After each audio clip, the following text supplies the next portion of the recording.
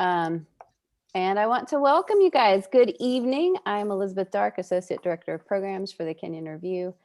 And on behalf of everyone on our staff, I thank you for joining us tonight for a special reading with Sakinah Hofler.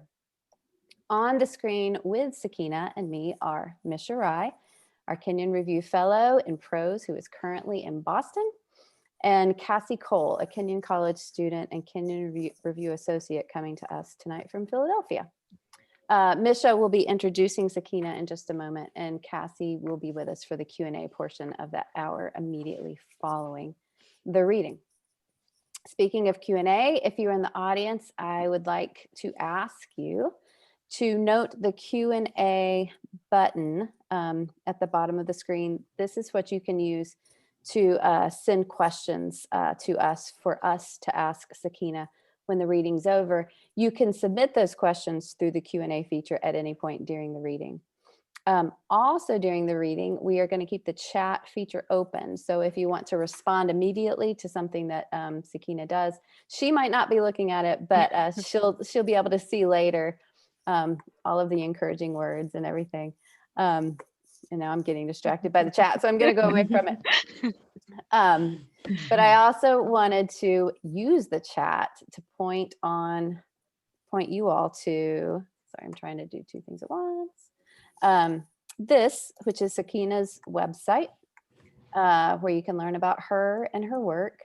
And if you'd like to read the piece that Sakinah wrote for the Kenyon Review, you can visit our project page. This is the In My Time, A Narrative Space webpage, and I'd like to share it with you really quickly. If I can find it. Hang on, let me try that again. Okay, let's try it here. Aha. Can someone confirm for me that you see In My Time, A Narrative Space? Yes. Yep. Okay, great. This is our project webpage, which I told you. Is it still on In My Time, A Narrative Space?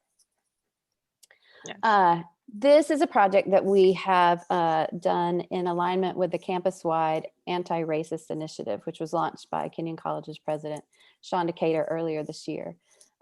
This project gathers powerful texts previously published in the KR and presents them to the Kenyon College community, as well as the Kenyon Review family, alongside virtual readings, writing workshops, and community discussions. We are eager to provide opportunities for our readership and our community to consider ways literature can support and inform our thinking around the ongoing national struggle for civil rights and the trauma of the pandemic.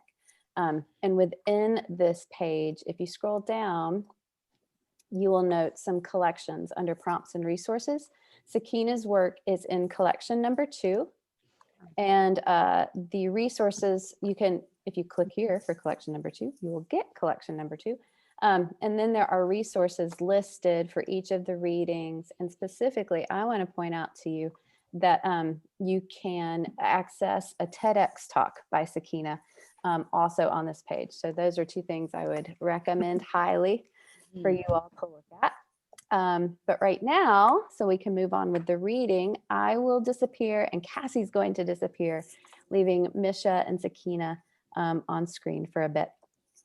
But again, thank you, Sakinah, for coming, and I look forward to the Q&A following. Thank you.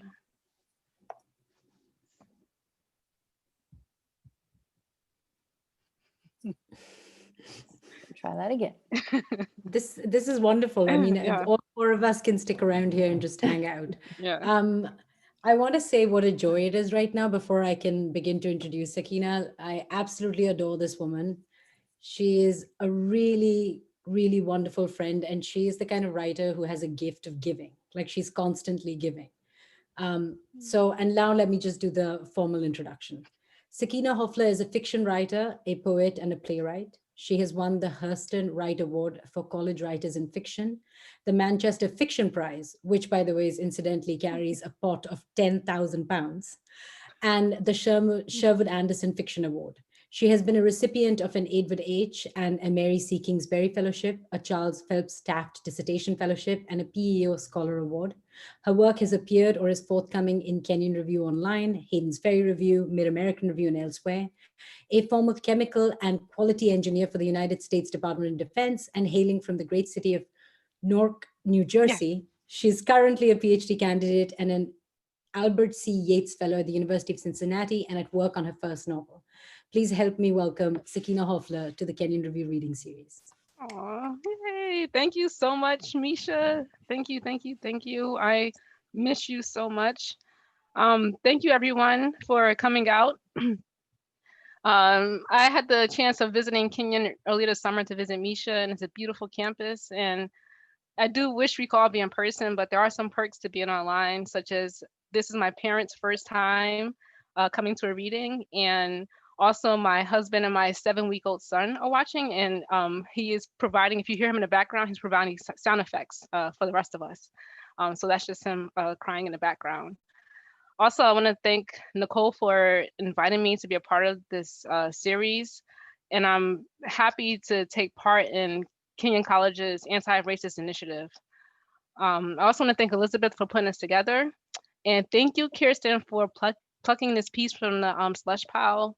Having it published at Kenyon means the world to me. It's a dream publication, and the fact that people from around the world have read it and reached out because it touched them really means a lot. So tonight I'm going to read 2 poems and then a piece I actually did publish in Kenyon, because I do think that piece does really feed into the anti-racist initiative. And the 2 poems I'm going to read are kind of where I started at, the germination of how I got to that final piece. Sometimes we sit down, and for those of us who are writers, and you might write something like, oh my God, I did something, you know, something new or something innovative, but there's always been seeds along the way. And for me, I found that these 2 poems kind of led to that final piece. And as I go through it, I just want us to think about what it means to be visible and invisible, and how slavery and systemic racism are interconnected, and how implicit biases can lead to explicit actions, and how they can harm people who have been marginalized. So without further ado, I'll start. So my first piece, I actually talked about it in the TED Talk I gave, which was how to use creative writing to bear witness.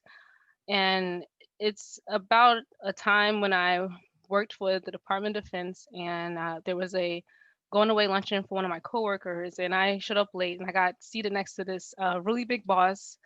And for over an hour, this guy, who was an older white gentleman, questioned my right to be in his space. He questioned kind of why I was there. He asked me where I got my degree from, where I went to high school at, where I went to college at, and basically made me feel unwelcome in his space. And I don't know, so I just wanted to explore my feelings and how sometimes people asking innocent questions, they think is innocent questions, can kind of lead to someone feeling like they are nothing. So this is at Lisa's going away luncheon. I want to ask my boss's boss's boss if he's stupid or just plain dumb after he takes one look at my hijab and asks me where I'm from in Southeast Asia. I tell him that it's New Jersey, actually. He asks where my parents are from, and my grandparents and my great-grandparents and their parents' parents, as if searching for some other blood.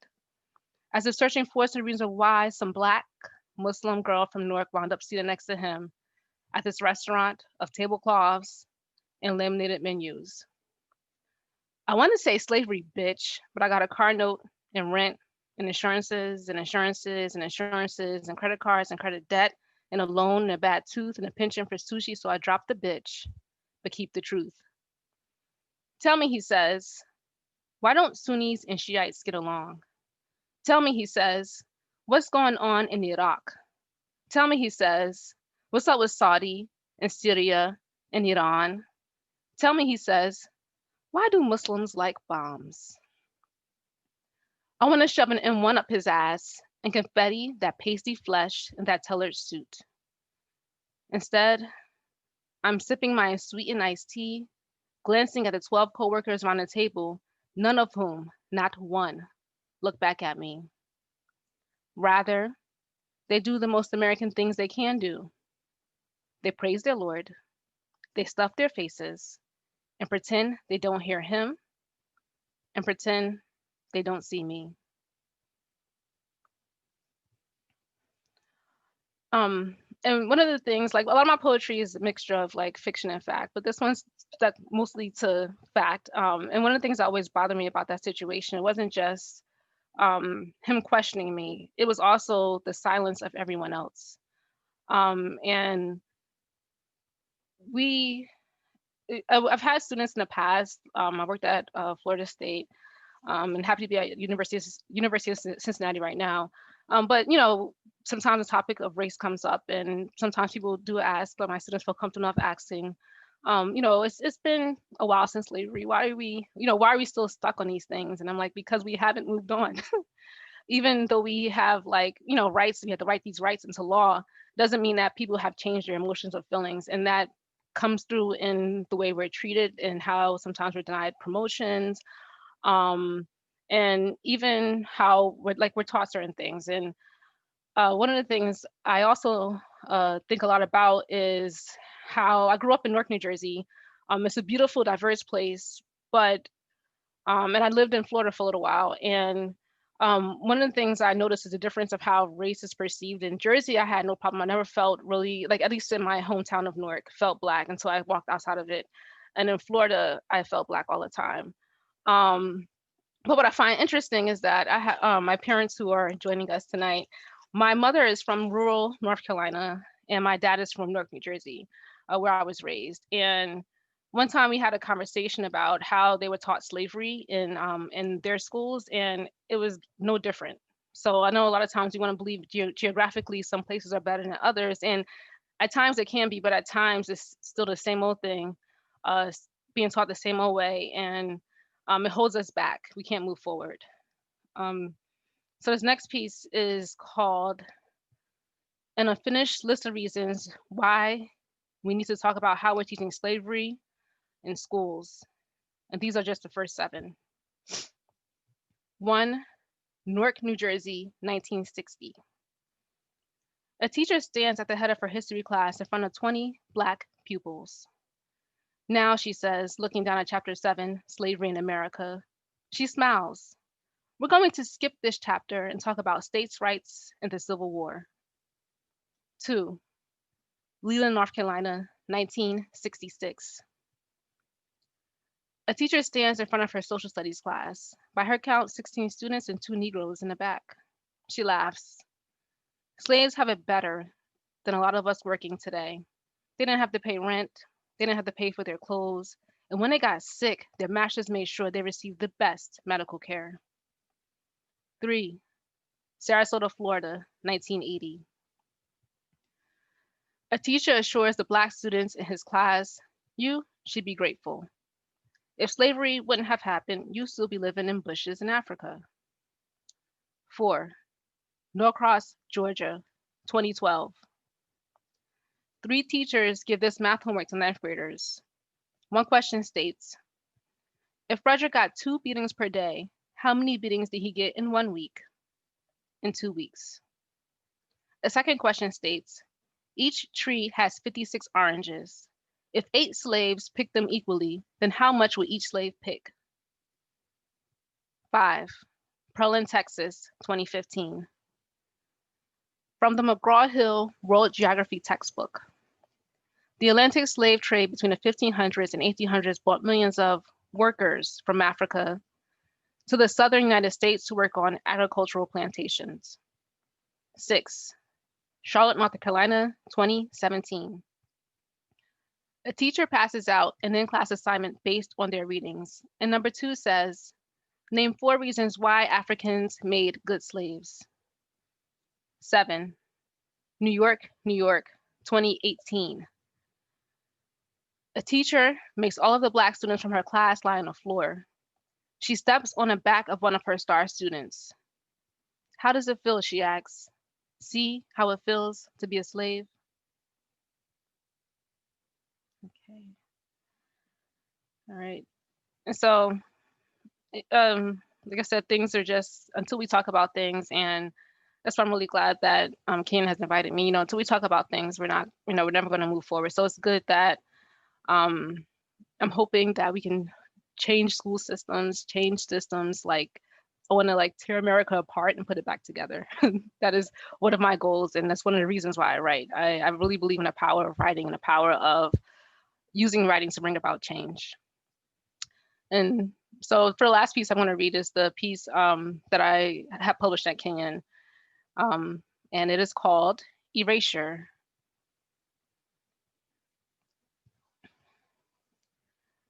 Dale Holmes was the first recorded disappearance.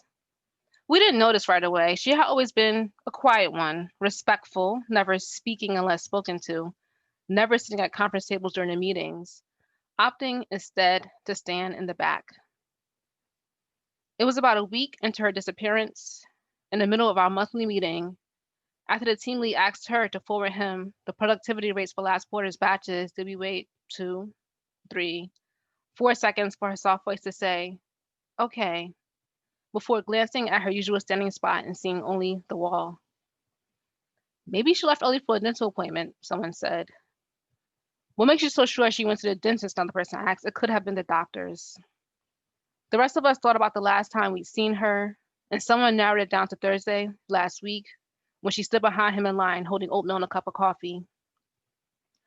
When Joanna Petit-Frere left work late that evening, she noticed Danielle's Elantra in a corner of the lot, unlocked, empty Chobani yogurt containers littered on the passenger's seat, a small, generic brand name purse lying on its side on the floor.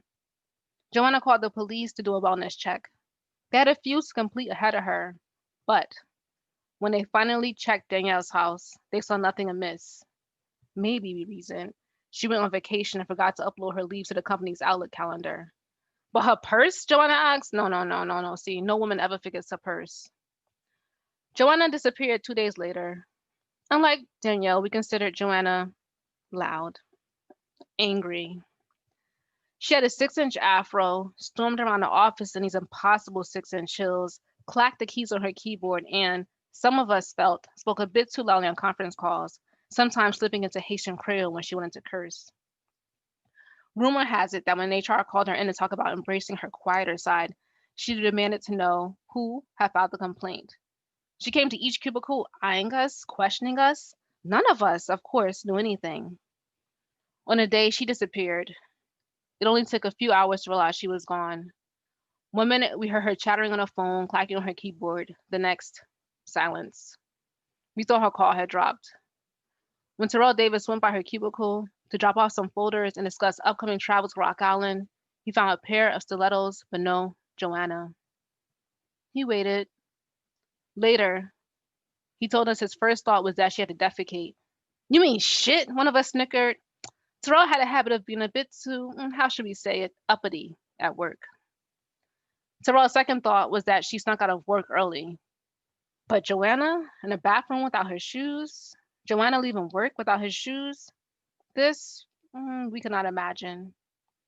At home, our partners grumbled about people missing too much work. Our children talked about the increased absences from their classes, their sports teams, the after-school programs. Our bosses called meetings and gave stern lectures on no calls, no shows. Apparently, the lazy, as our bosses called them, had decided to stop working. We weren't using the term disappeared yet. We were warned that if we tried something similar, if we dared show up late, we would immediately be fired. Behind their backs, we checked cabinets for hidden cameras and wondered if this was some type of government conspiracy, or if we were being pranked, or if we want to show like undercover boss. That was until Terrell disappeared right in front of us. He had been calling IT for days and couldn't get through. In the midst of begging a couple of us to go across the street and up 16 stories to convince IT to send someone over to unlock Joanna's computer, we noticed we could see the fire alarm handle through jagged notches in his neck. It was like someone or something was removing him in large, scrubbing circles from the bottom up with a huge number 2 pencil eraser. Even after he was gone, and we were left staring at the unobscured fire alarm, we heard his last words. Really, I would do it myself, but... Those of us who saw him disappear, and those of us who heard how he disappeared, feared we were next.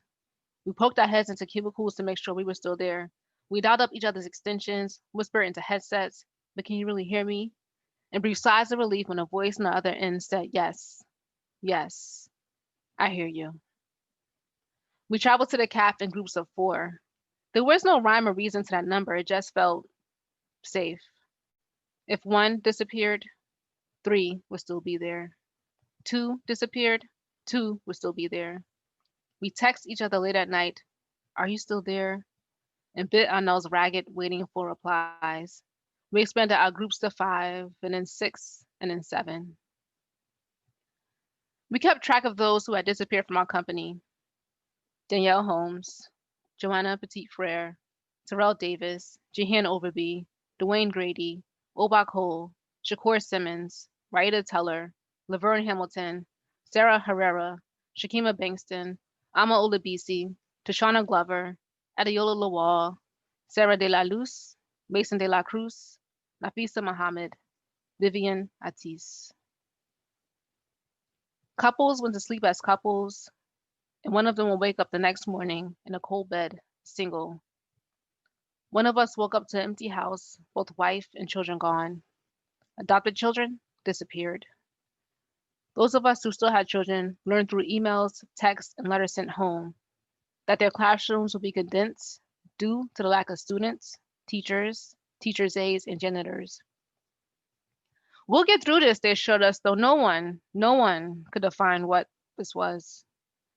Principals nervously stepped foot into classrooms they had abandoned decades ago. Our children gathered in smaller groups, tried to learn their lessons, tried to ignore the empty desk. Every day they came home and asked us when their friends were coming back. Every day they asked us if they were next. We had no answers for them. Our bosses started to hire people off the streets, unqualified individuals who did not understand batches, programming, productivity, poetry, computers. Most of us were appalled, though some did say, I like it better this way. When our garbage cans overflowed and our refrigerators stank, our bosses made us clean. We hosed our sidewalks and squeegeed out windows. IT never overcame its backlog, so we sent out what orders we could and canceled others. When a number of our clients disappeared and our order numbers dropped, our bosses fired the unqualified individuals and required the rest of us to put in 15 hours, 18 hours. The world leaders convened. Pundits pundited, discussing subjects we dare not talk about before, taboo topics that had been relegated to pop quizzes in our high school history classes. Questions like, in what year was the Emancipation Proclamation signed? And in what year did apartheid end? Only these topics were discussed more directly, filled with details and an overload of accusatory information that made us want to turn the channel or switch off our phones, but our curiosity, our search for understanding wouldn't let us. From these pundits, we learned it wasn't just huge swaths of inner cities and whole towns in the South, especially in Mississippi and Alabama, that had disappeared. The world also had to contend with the disappearance of people from whole islands in the Caribbean. We never knew Hispaniola contained both Dominican Republic and Haiti until that aerial shot on CNN showed the emptiness of both sides. Certain areas of London, suburbs of places like Paris and Hamburg, and most of the population of the continent of Africa. We understood there was a particular calculation to these disappearances, but not the exact calculation, the exact percentage one had to be to disappear. One pundit laughed and remarked that while these people were gone, at least those remaining had unfettered access to their islands, their beaches, and their food, without conflict, without war, without fear, that perhaps we can go to those places, build, and finally establish civilization. Another pundit angrily pointed out that it was not their land and that if it had not been for these people in this country, we might not have wealth, the traffic light, x-ray spectrometry, the pacemaker, open heart surgery, the HVAC keeping the other pundit so smugly comfortable in his seat, soul food, dry cleaning, rhythm, scapegoats, spices. The leader of our nation assured us this was a large protest, a publicity stunt of magnanimous proportions. The leader urged the public to stop talking about the disappearances because that was what they wanted. Attention, distraction. The disappearances will stop, he claimed, when they realized their tactics wouldn't work. We didn't stop whispering, and the pundits didn't stop punditing, but in a way, he was right. The disappearances stopped. 1 month passed, and then 4, and there weren't any more recorded disappearances. A number was released. 18.5% of the world's population was gone. Some hoped they would come back and things would go back to normal. Some liked them gone. Not a day went by without them crossing everyone's minds. Not a day went by when we wondered if they, wherever they were, thought about us. Some of the others left, understanding that if this happened again, they would be next. They moved far away and took with them doctors, lawyers, senators, programmers, nail estheticians, professors, dishwashers. They didn't go back to their native countries per se, but they grouped together and lived amongst each other as if something was wrong with us, as if we were the cause of the disappearances. Good, a couple of us said. The rest of us did not say anything. A few of us stopped working. We withdrew our children from school and kept them home. We read books and plays to them, getting choked up when we came across a particular word, a favorite picture, and realized we, too, were teaching them history of ways of life long gone. We listened to our favorite song, or watch our favorite movie, or watch a sports classic on ESPN. Understand we've seen and heard the last from that person, go into our bathrooms, shut the doors, and cry. Those of us who continued to work into our whispered discussions, some thought we were living in a simulation, that we reached level 2 in a game we couldn't quite figure out. Some thought it was God, giving us a sign for better or for worse. We were unsure, and that uncertainty made it worse. We liked our signs to be specific, detailed with solid metaphors, and a clear delineation between good and evil. Aliens, the rest of us conjectured. It wasn't just our children's theories, it was ours. Aliens had taken them to outer space. What else could it be? One night, after 20 hours of work, we grabbed our stashes of bourbon and brandy and rode the elevator to the top floor of our building. We passed around a flask. We drank. We waited and waited. Surely, if God wanted to save people, why them? Surely, if this was all a simulation, who was trying to prove what? Surely, if aliens had come to our strange planet, why would they only take them? We pummeled our chests, tilted our pale faces to the stippled sky and bellowed, why not us?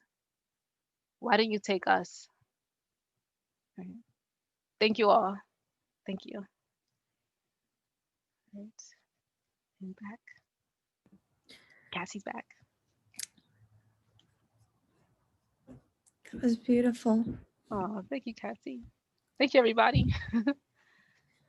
I don't know. Should I be speaking first? Yeah, Cassie, ask a question. Okay, all right. Well, that was absolutely gorgeous. What question could possibly be asked that would be up to that snuff? I don't know.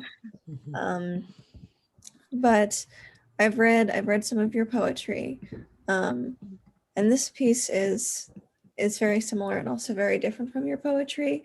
But I think there's a question that I think maintains throughout all of it, which is, or maintains for me, which is when you write your poetry, because your poetry and your writing, when you write any of your writing, there's this way in which you seem to be looking both inwardly and outwardly at the same time.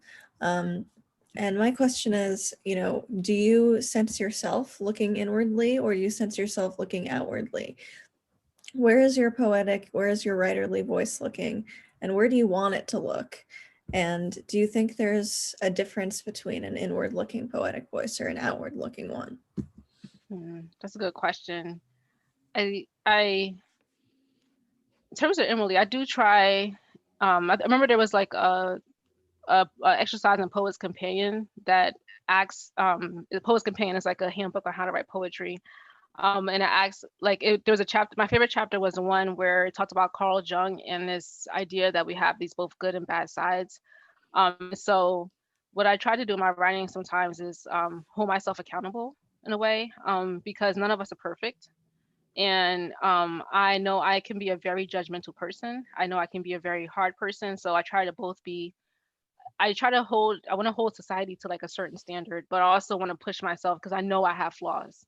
I know I have issues. I know I have biases. I know I have stereotypes, and I try to work through them. So I try to not only just kind of observe the world and look at it, but also try to always look at myself and see like my place in the world and how I can kind of better myself. I don't think I'll ever be perfect. I won't.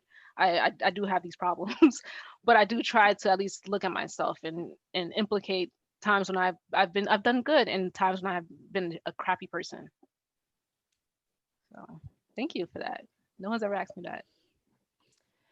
Okay, thank you so much, Cass. I'm just gonna jump in. I realized I shortened your name and I called you Cass without really asking you if I could do that. So I'm really sorry about that. I tend to do that a lot. Really have to watch myself for that. So Sakina, my question to you, and I'm sort of wrestling with two, and I'll try to ask just one, is that Mhm. the thing that really drew me to you when we were in graduate school was the fact that you'd had this other life, this whole other life before you went to graduate school to study writing, or went to graduate school Mhm. so that your writing could be facilitated. And I'm fascinated actually by that story. I'm fascinated more also by that story because you had this very serious job, but you did all of these other things, these sort of extracurricular things to get you to keep that interest alive because you had always known you wanted to be a writer. And I think that's a story worth telling, especially if there are students out there or anybody who wants to write but is not in that space to write right now. And I wonder if you could share a little bit about that part of your life when you were not actually in an MFA program or a PhD program. So could you talk a little bit about that and how you Okay. kept the writing interest alive and that sort of thing?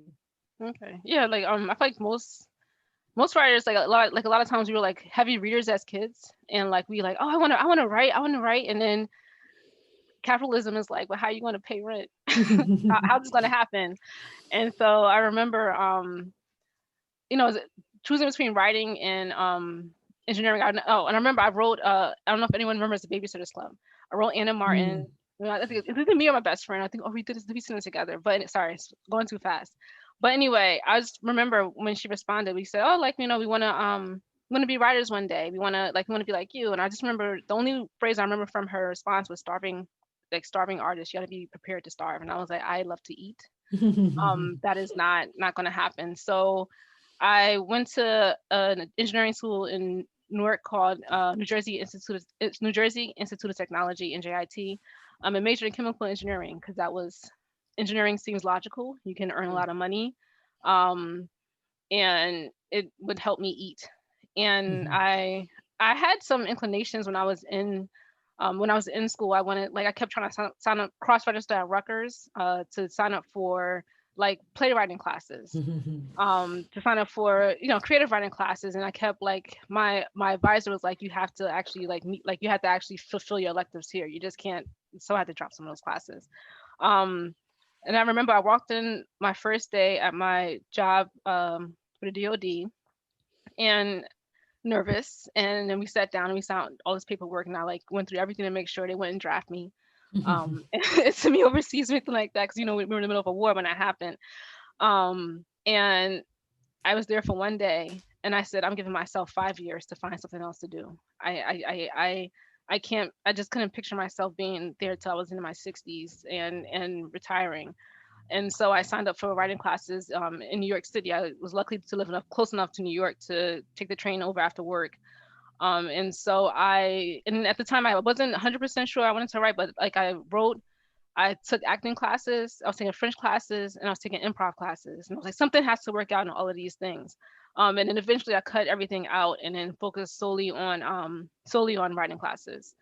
And I remember I applied to, you know, I actually had called Rutgers Newark, and I said, I want to get a master's in English. And they were like, do you have an undergrad?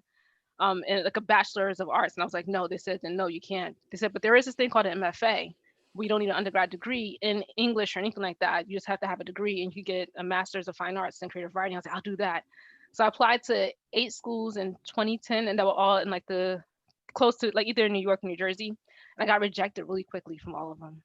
And I was like, okay, this is not, you know, obviously I had to do better. And so I started what I started doing was waking up 4:30 every morning to write. I would wake up 4:30. I caught a van pool at 6:30 to go to work. Get to work. I would write in the women's bathroom for an hour before everyone came to work at 8. And I would take my lunch break and go write. And after work, I would go take classes in New York. And I just did that for 2 years, just trying to get better, figure out like, okay, I'm just gonna read a lot and write a lot. And then when I applied to I think 20 schools 2 years later. And I got into 6, and I wound up going to Florida. And I was very, I was very you know, do it was a big change. You know, I looked at the stipend. I said, "Oh my goodness, what are we gonna do with that? Like, you know, how am I gonna live?" But it's great because it taught me how to budget money. I'd learned how to cook because I could not afford to go out to eat anymore. So it was great. But it really was like me just saying, I tried it. I am in a career where I can earn enough money to like go, you know, to buy a house and have a family and settle down. And I said, I can't. I need to be able to wake up and be happy every day. And so that's what writing is for me. Wow. Thank you for that. It's beautiful. I also remember you telling me that you volunteered for every single thing. Like, I don't know if there's a thing in New York, whether it's writing related or festival related. And I brought it up with Sakinah, and she's like, "Oh my God, I volunteered there." And Yeah. it's like everything. Like, It she was, has it said was a yes to pin. everything, which to me is just Yeah. wonderful, kind of wonderful. Yeah, no, like, oh, it's so hard because everything is shut down. Like the Pin Festival, you could like, I was like, Yeah. oh, I went on live, and I'm like, oh, you can volunteer for that. And then Tribeca Film Festival, I said, oh, you can volunteer, and I'm like, it's terrible. I would call into work and like, I'm so sick, I cannot make it in today. And then like, yeah, the Essence Women's Festival. So every time I would like find, and I signed up with this media company, and they sent out like, hey, we need volunteers, and I'm like, I'm there, and yeah, and then terrible, but yes, don't call out to work. But sick.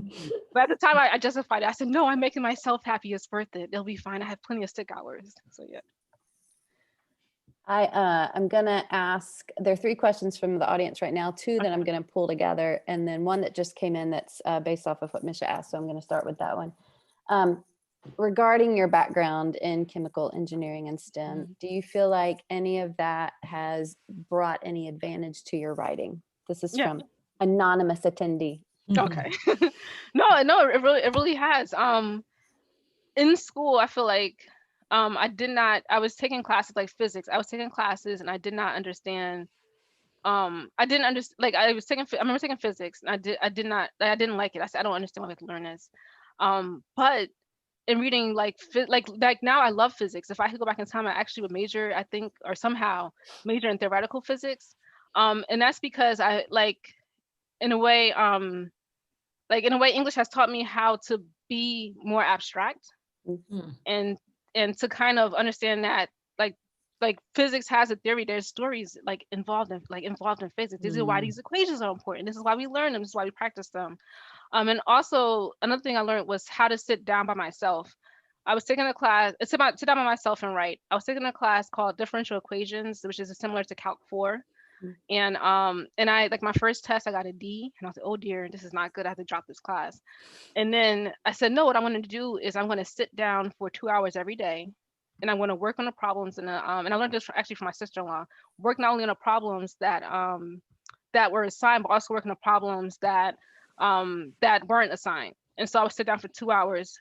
Everything turned off. The cell phones, I had minutes back then. We didn't have cell phone plans. Minutes. So I didn't have to worry about people texting me or calling me like that because my phone was cut off. And I would sit down for 2 hours every day until I got better and better. And I remember my second exam, I didn't get an A, but I got an 89. And the teacher was like, this is the biggest improvement in the class. And but that ability to sit down for hours, cut off from the world, came from like me trying to learn how to study to be an engineer. And then the third thing I got from engineering is just I love dystopian fiction, and I love reading. The books were right here, but like I love reading. Like I said, I love reading about physics and all this stuff, and I incorporate a lot of that stuff into my fiction. Like I really I have stories about robots and artificial intelligence, and I really believe in like this whole empathy. Like we can take, it's gonna sound weird, implant chips into people and see if they can feel empathy, but what happens with that? And I'm always interested in how technology affects us now and how it's going to affect us in the future. How we how we make friendships and how we keep love interests alive, but using technology. So those are like the ways I've kind of brought it in. Yeah, I imagine you probably are bringing a significant amount of knowledge that a lot of writers would have to go out and find if they wanted to write about some of these topics. You know, they don't have that background. Yeah. I was going to say the one failing is that a lot of my main characters by default tend to be engineers. And so I had to do better. Like a lot of them, someone's an engineer, like in their family. It's like I had to start going out and researching other fields, other careers. That's great. The next two questions I'm pulling together, and they are both about your process when writing poetry versus your process when writing fiction. Okay. And they come from Ananda Lima and Kimberly Gray. Ananda, hey, Kimberly. What do you think poetry and fiction, how do they relate to one another? How do they differ for you as a writer? How do they inform each other? And then in parentheses, you are so amazing at both. And do they feel like separate things? I know the way I approach them is two completely different ways. I feel like fiction, I have an idea, right? I'm like, oh, that would make an interesting story. And usually the story winds up being is not what it started out to be. But I have an idea and I understand how it's going to go. Like, all right, like we're going to get into this situation, get out of this situation, or like this person's going to come into town and it's going to change the whole dynamic. And then we're going to see this character change over time. But with poetry, I must say, I feel like every time I sit down to write a poem, I have no clue what I'm doing. And so how I kind of get started writing a poem is I get my, like, it's going to be different now that I have a little baby. We're going to see how this goes. But beforehand, I would sit down, I say, okay, give myself 4 hours. I tell my husband, please, I just need absolute silence. Do not come into this space. I need to be very, very quiet. For fiction, I don't have to do this, but poetry, I have to. And I read classical poetry for 1 hour. I set a timer, 1 hour, take a little break, read contemporary poetry for 1 hour. And usually poems that sound really nice aloud. And then I sit there on my journal and my pen and I say, I have 2 hours to start something. And so I'll start writing gibberish. And then usually an idea comes up. And I say, oh, okay, here's something. And I start writing that and writing that and writing that. And then I will write draft after draft after draft after draft until I hit a point where I say, that's the final line. That's it. And then now I have like this big block of text that I can go back and revise, but I have that final line. That's to me always like when I know, and it takes me hours and hours to get there. So that's how I approach it too. And yeah, but I feel like poetry comes from like when I finish a poem, like I don't know how that happened. Whereas fiction, I could like, and I we'll say for both, I can go back to my journals and kind of see like where it started. Everything I've ever written has been written down at some point in my journals. But for, like I said, fiction is usually like I'm very excited next week to start a story on them trying to do empathy programs in inner city public schools. I want to see how that goes. I'm gonna write a story. So I know that's what the story is gonna like. It's somehow, some way we're gonna incorporate like I don't know, empathy implants, and we're gonna put it in inner city, and we're gonna see how this turns out. But poems, I'm like, I don't know. I'm just gonna sit down and write something and see what happens. And like I need that absolute silence for hours to write poetry. I guess, like I said, with the son, I'm gonna have to find a new way to approach this. But yeah, so yeah. And then I feel like poems I revise. I do revise forever. I go back and tinker. And then some stories I go back and tinker. Some stories I'm like, it's finished. It's done. It is. I cannot do anything else with the story. It is finished. Thanks. I have a question. If this is a kind of open-ended question, if erasure was to be the beginning of a book, or if erasure was to be the one part of multiple short stories, what would the greater product look like? What would the book look like? It's sort of magical realist, so that's a really, really open-ended question. But what do you think you would do with it?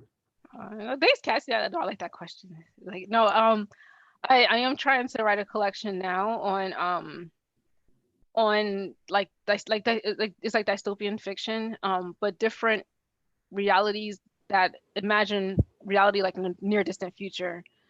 So for example, I have a story called In the End where and I wrote this before the pandemic started, but where it's the end of the world, and there's some people who don't realize it, who are just in denial. There's no way this is happening, and we're just gonna go about our lives. No, I don't care if the world's ending. And by the end of that story, there's only one Black family left alive in Newark, because most of my stuff takes place in Newark.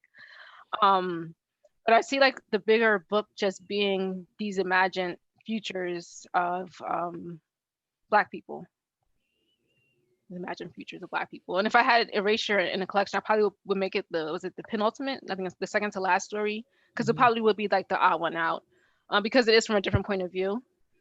And the other stories in my collection are from mostly African Americans' point of view. So I have another story where it's a prophet the fixer, where this guy is like the last of the last of the last prophets, we promise, and he's like sent to fix the problems in Newark, and I just try to imagine like what a modern day prophet would do. So like I said, but most of them would be like just kind of imagining these futuristic societies. And I have another story I'm working on now. I'm not sure how to fix the entire beginning, but I know how it's going to end. And it's Newark in the far future, where we have all come together as a collective society, and there are people who are standing, opposite sides. Some people who want us to kind of become states again and become the United States again. It's like a future society where there is one global nation.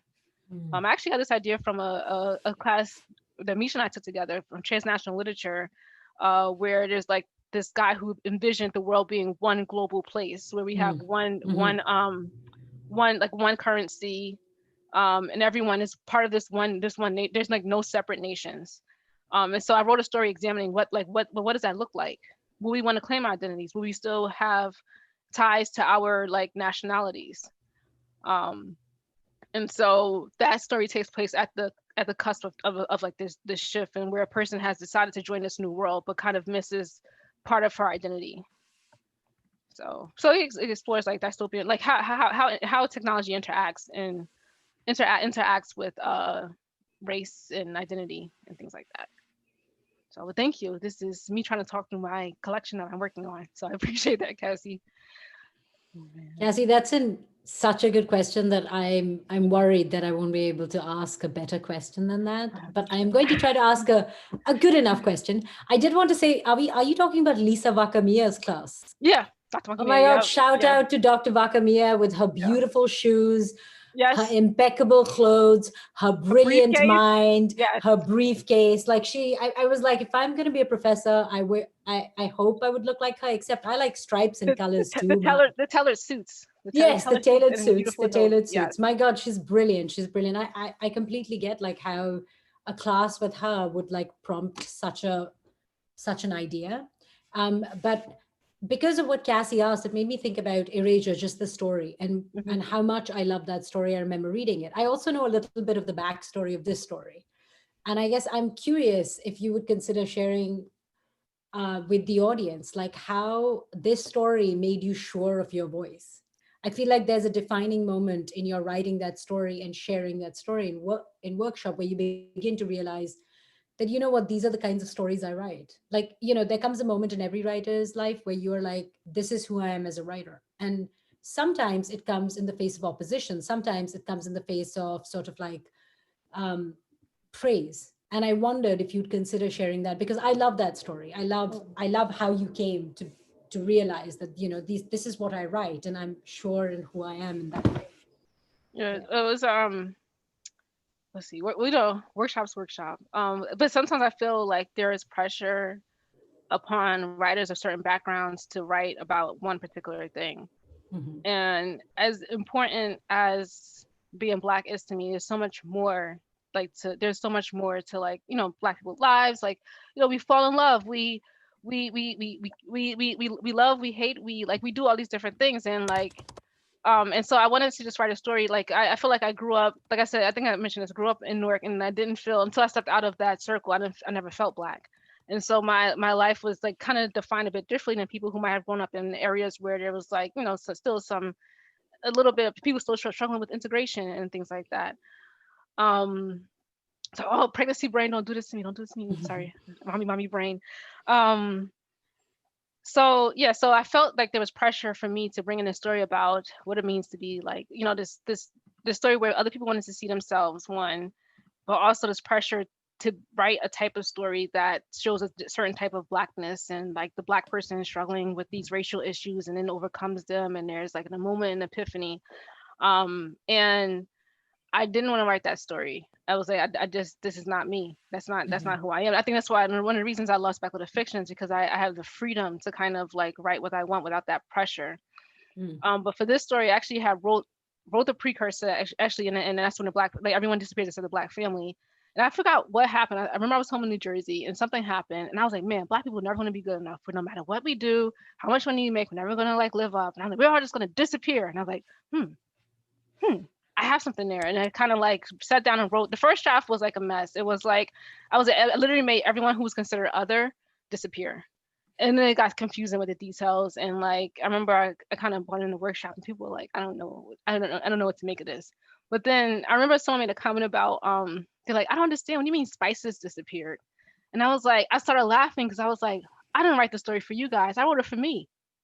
And I wrote it for my best friend Isla. I literally wrote it for like she was my intended audience. I said she would get this joke. She would get it. And then it felt freeing. Because for the first time I wasn't like thinking about how are people gonna judge this story? They're gonna, they always look at the main character, how close are you to the main character. This is a story I wanted to write, and my intended audience was my best friend. And I wrote that story.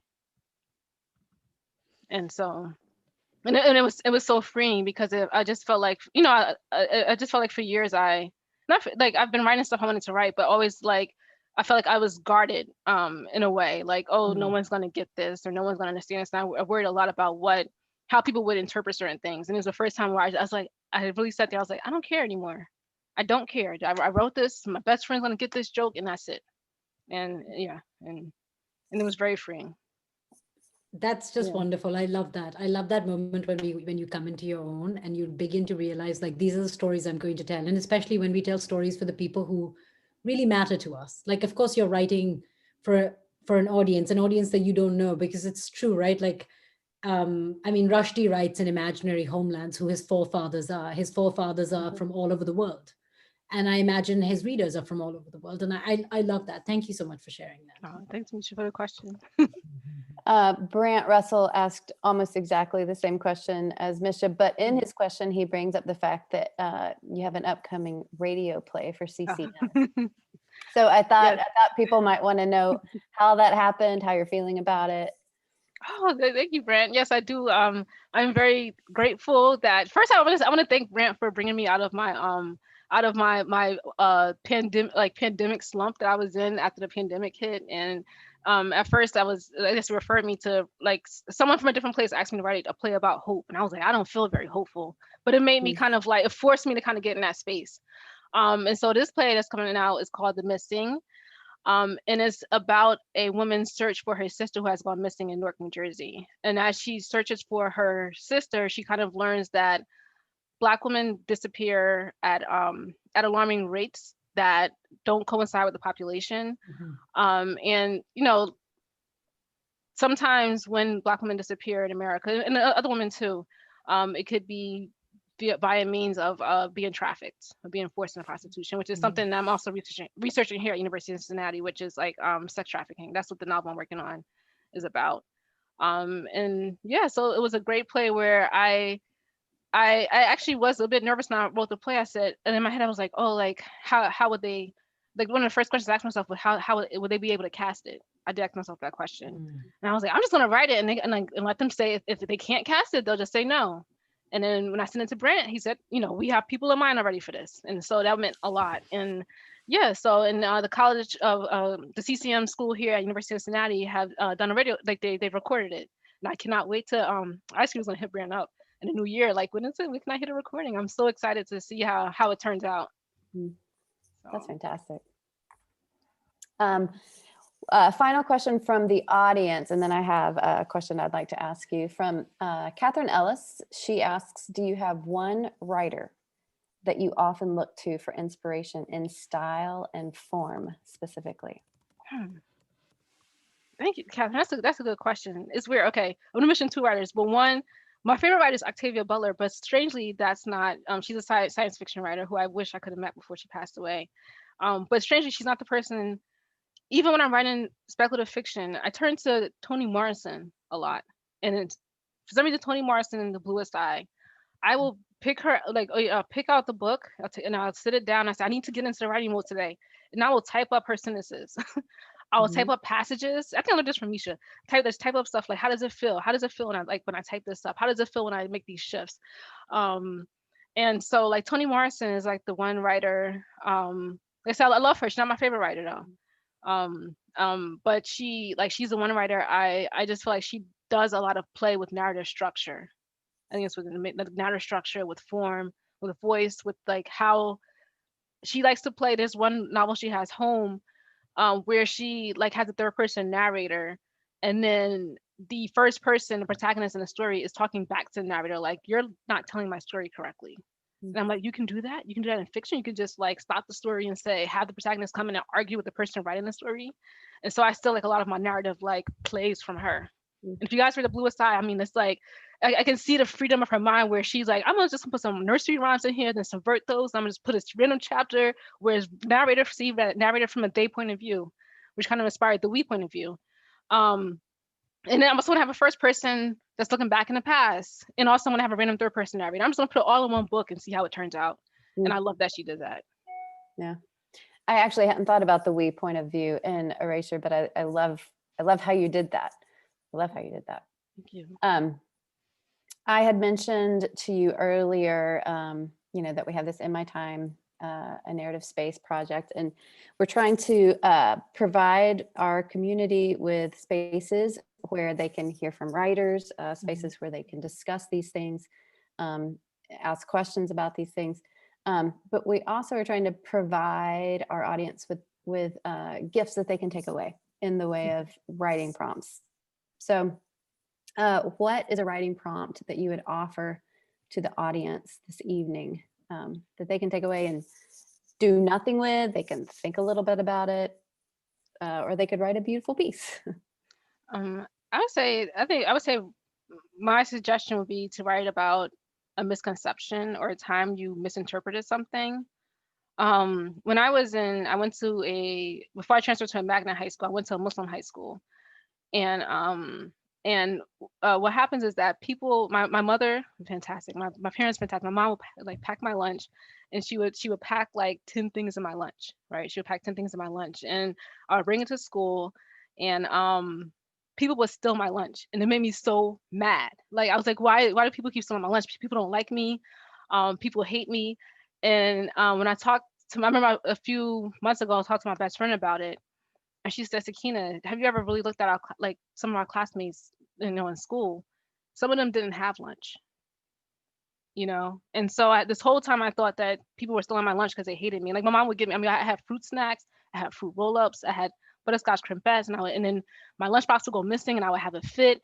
In the school, I would throw it like like a roll. Like they used to call me Psycho. They used to my nickname in high school was Psycho because like I would like have these meltdowns, and I'm like, I don't understand why everyone hates me. And it wasn't about that. It was about I had something that other people could not afford. And so I want you guys to think about a time you perceived a situation one way and you found out it was not what you thought it was. And just kind of concentrate on, I always say, writing down the details, writing down who was there, try to remember as much as you can. And just going back and trying to write a reflection about that time that the situation when you initially thought it was. What shifted your perception, and what has that changed for you? So, and it made me look at my classmates in a whole different way, and say wasn't about me. Other people wanted to eat, and that's what it was about. So just think about times when you misinterpreted something, and and how just like I said, focus on those details, and then kind of reflect on what shifted for you. That's great. I I could pull one from every day of my life, I think. Sakinah, thank you so much for the time you gave us this evening, and for letting us use your piece in collection number 2, and initially, submitting it to us. And Kirsten, thank you for finding it. Misha, thanks for the introduction. Cassie, thanks for helping with the what? Thank you all. And so Hello. my husband wants my son to say hello. Hello. Hi, This is Ellison Martin Clovis, and he is Hello. 7 weeks old. Oh, Oh, so sorry. Yeah, my husband was like, no, he has to, here's your debut, Ellison. hello. Yes, this is the Yeah. right platform for that debut. I mean, Kenyon Review. Yes, yes. Oh, What that's my little a baby. moment. Oh, so Hello. beautiful. Yeah. Hello. Sorry, audience, we're just going to stare at this baby for a minute. Yes, I'm.